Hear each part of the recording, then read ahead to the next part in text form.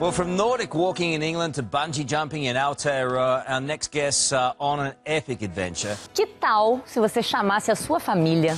50 viikon aikana 50. Since October, health and fitness personalities Paul and Jacqui Brown, along with their 9-year-old son Ben, have been traveling around the world promoting sports and healthy lifestyles. Well, first of all, what is behind this whole challenge? What are you doing it for?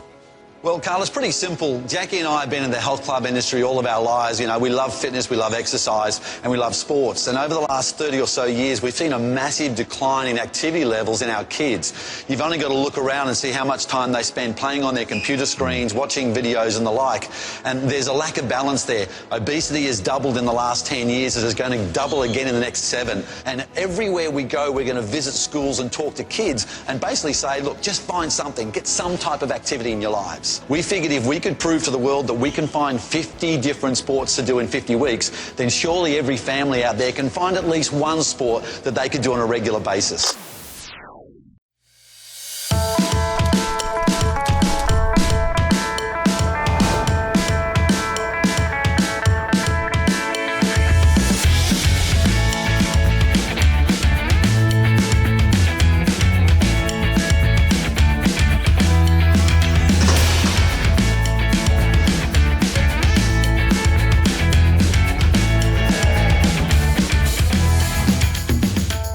You know, wheelchair rugby is a fantastic sport. The camaraderie that is to be had by working in a team.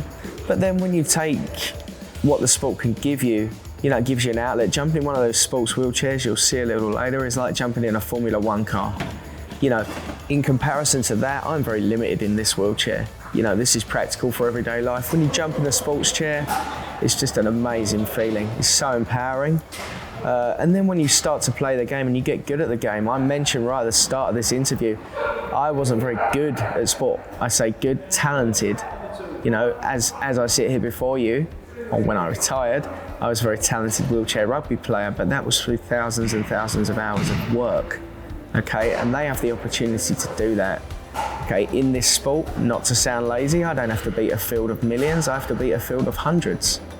I wouldn't have played for my country playing able-bodied rugby, I don't believe, because I don't believe at the time I had the time or the application or the commitment to it.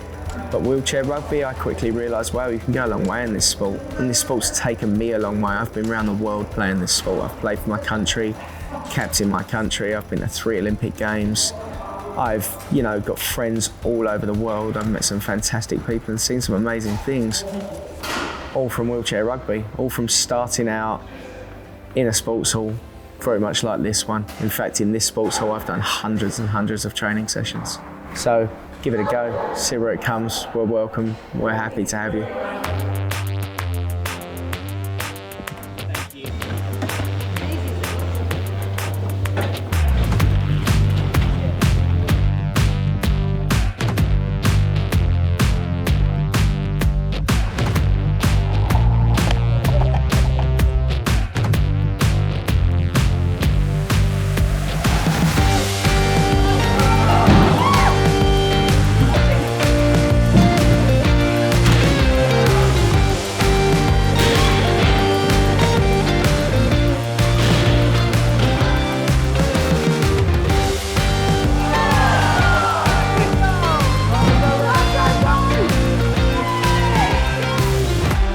That's right, yeah, there's different types of chairs. So what you see is the chairs with the round fronts are offensive chairs, and they are used by the people with generally more function.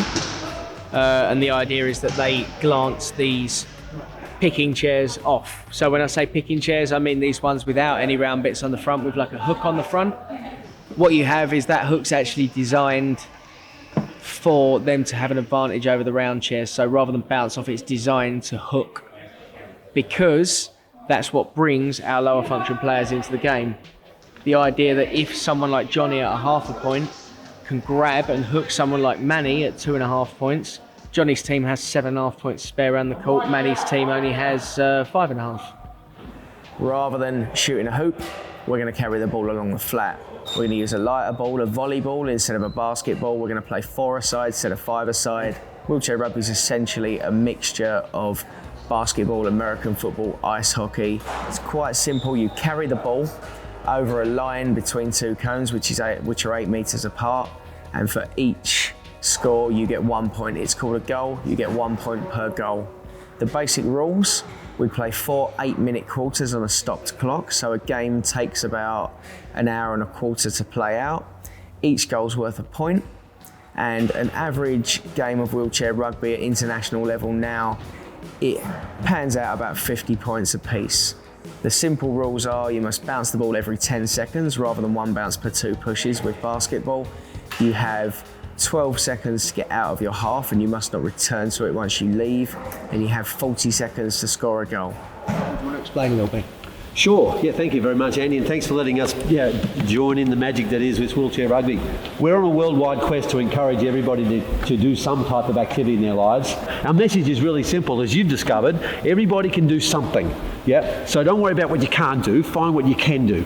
And we honestly believe that if everyone looked at our list of 50 sports and tried one of them, then they could connect with something for life. So we're here today to find out whether wheelchair rugby is our thing, and if it's not, obviously for different reasons, then we've got 49 others to have a crack at as well.